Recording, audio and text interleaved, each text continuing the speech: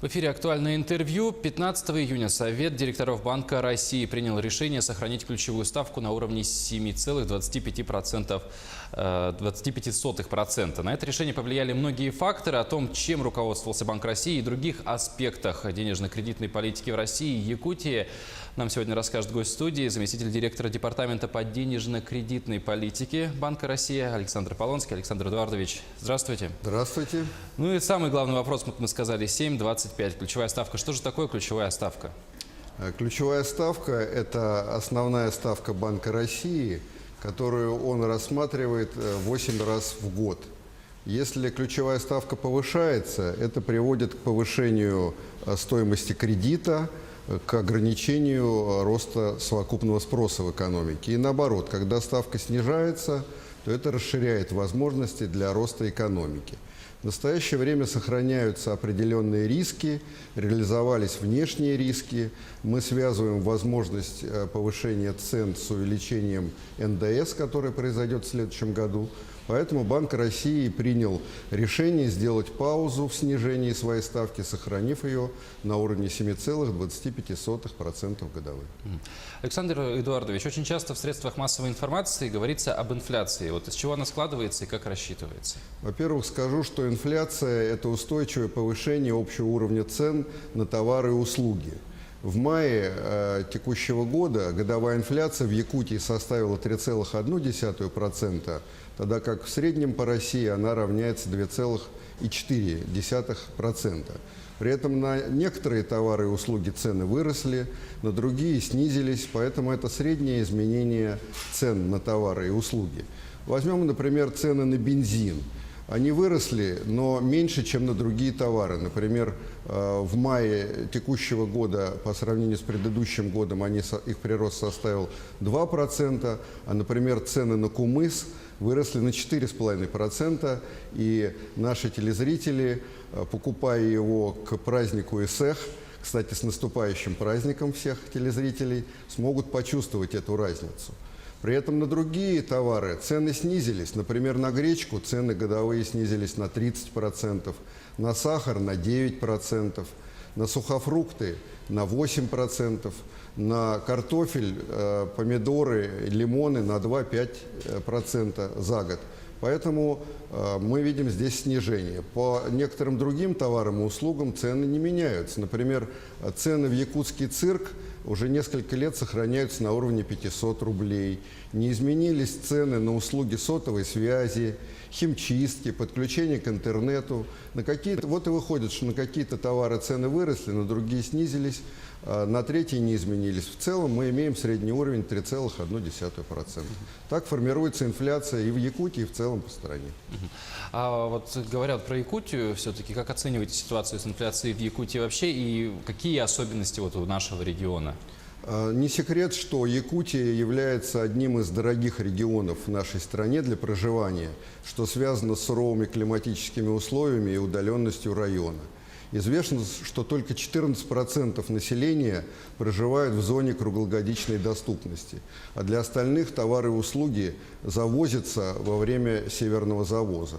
Это приводит к тому, что цены формируются на более высоком уровне и могут быстрее расти. К другим факторам, характерным для республики, относится более высокая заработная плата. Она в Якутии в среднем составляет 62 тысячи рублей, тогда как в России средняя заработная плата составляет 39 тысяч рублей. Это тоже влияет на уровень цен. Некоторые товары не производятся в республике, поэтому их приходится завозить, что также повышает цены за счет транспортировки и хранения. Недостаточный уровень развития конкуренции по ряду товаров, что также влияет на цены.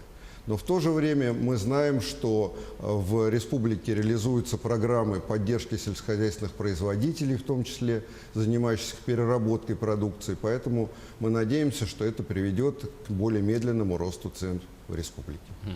А что такое инфляционные ожидания и как они влияют на инфляцию? Инфляционные ожидания – это то, как мы прогнозируем с вами, мы как население, бизнес, компании, банки, как они прогнозируют рост цен на ближайший год. Например, население по оценкам, которые мы проводим, в настоящее время оценивает этот прирост в 8,6%. Бизнес оценивает на более низком уровне 4%. Инфляционные ожидания очень важны, потому что они оказывают влияние на инфляцию. Если бизнес ожидает высокого роста цен, он закладывает это в свои издержки, в свои производственные программы, цены на его продукцию начинают расти сильнее.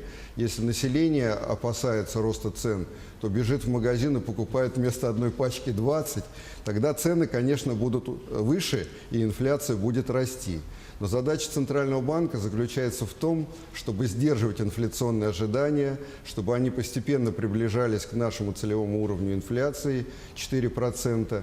И надо сказать, что за последние 2 года инфляционные ожидания существенно снизились. Если в мае 2016 года они составляли 13,6%, то в настоящее время, как я уже сказал, 8,6%. Ожидания бизнеса и профессиональных участников рынка приблизились к 4%, то есть к нашему уровню. Поэтому мы ожидаем, что инфляционные ожидания будут снижаться и стабилизироваться. Александр Эдуардович, а что Банк России делает и планирует делать для того, чтобы население не ждало вот постоянно, что на него вот-вот обрушится повышение цен новое? Во-первых, я призываю никого не паниковать, ничто на нас неожиданно так не обрушится. Мы говорим о том, что инфляция у нас в стране существенно снизилась. Она составляет 2,4%.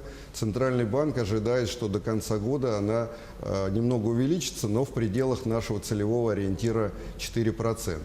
Как я уже сказал, Центральный банк влияет на инфляцию, принимая решения по своей ключевой ставке. Мы видим, что риски определенные инфляционные реализовались, поэтому мы приняли решение не менять свою ставку. Но в целом контроль инфляции – это не только задача Центрального банка. Определенную поддержку оказывает и правительство своей политикой, и региональные органы власти. Например, поддержка производителей – это возможность расширения предложения, это сдерживание цен. А почему все-таки вот мы говорим про ключевую ставку, говорили, что да, она влияет на кредитные продукты. Почему сегодня все-таки кредиты для потребителя довольно-таки дорогие? Ну, видите, мы говорим о том, что вслед за ключевой ставкой снижаются ставки по кредитам и населению, и производителям продукции. Мы видим, что происходит достаточно заметное снижение этих ставок. В первую очередь это касается обеспеченных кредитов. Например, по ипотеке ставки снизились до 9,6%, тогда как годом ранее они были заметно выше. Это обеспеченные кредиты.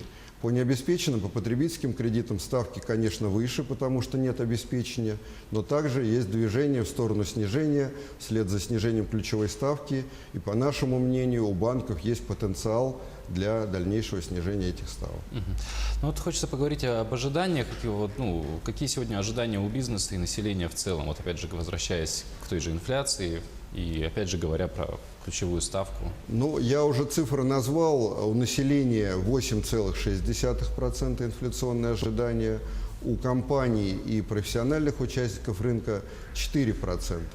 Мы рассчитываем, что по мере того, как будет возрастать доверие к проводимой политике, по мере того, как инфляция будет закрепляться около целевого уровня 4%, инфляционные ожидания продолжат снижение, приближение к этому ориентиру.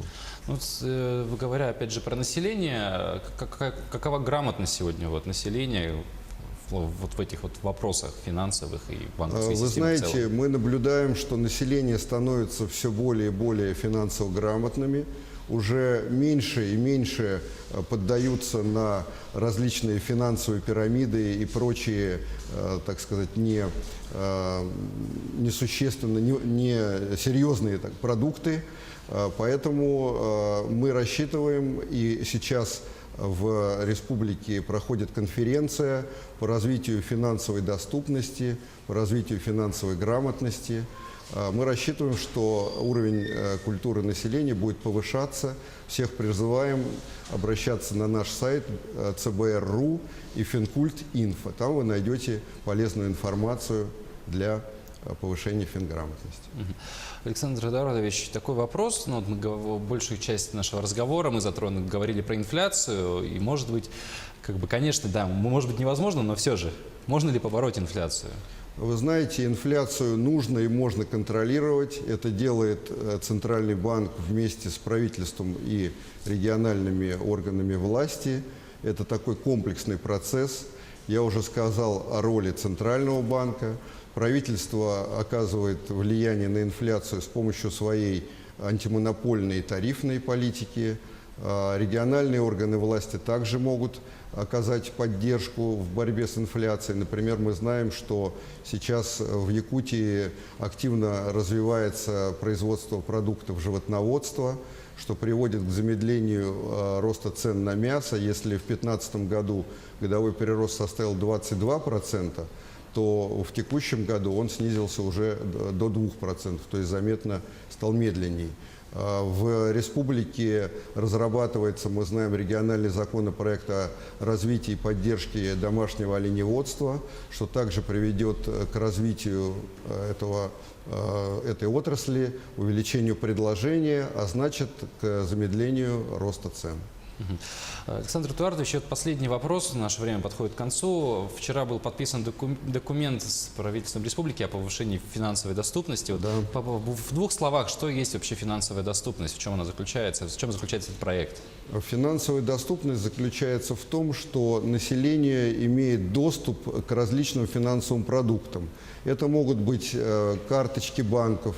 Если недостаточно развита интернет-связь в регионе, то вы не можете воспользоваться этими карточками. Если в магазинах не хватает терминалов по тому, чтобы расплачиваться карточками, уровень обеспечения населения этим продуктом недостаточен. Финансовая доступность – это возможность открывать депозитные счета, получать кредиты. Если отделения некоторых банков в настоящее время закрываются, то такая доступность должна быть обеспечена дистанционно с помощью современных технологий. Программа подписанная позволяет принять целый ряд мер, которые именно и повысят доступность финансовых услуг, тех, которые я назвал, и целый ряд других, в вашем регионе, учитывая его отдаленность, достаточную протяженность, необходимость развития соответствующей инфраструктуры. Александр Эдуардович, спасибо большое, что пришли в нашу студию, ответили на наши вопросы. Я напомню, что в гостях у нас был заместитель директора Департамента по денежно-кредитной политике Банка России Александр Полонский. Это было актуальное интервью. Оставайтесь с нами.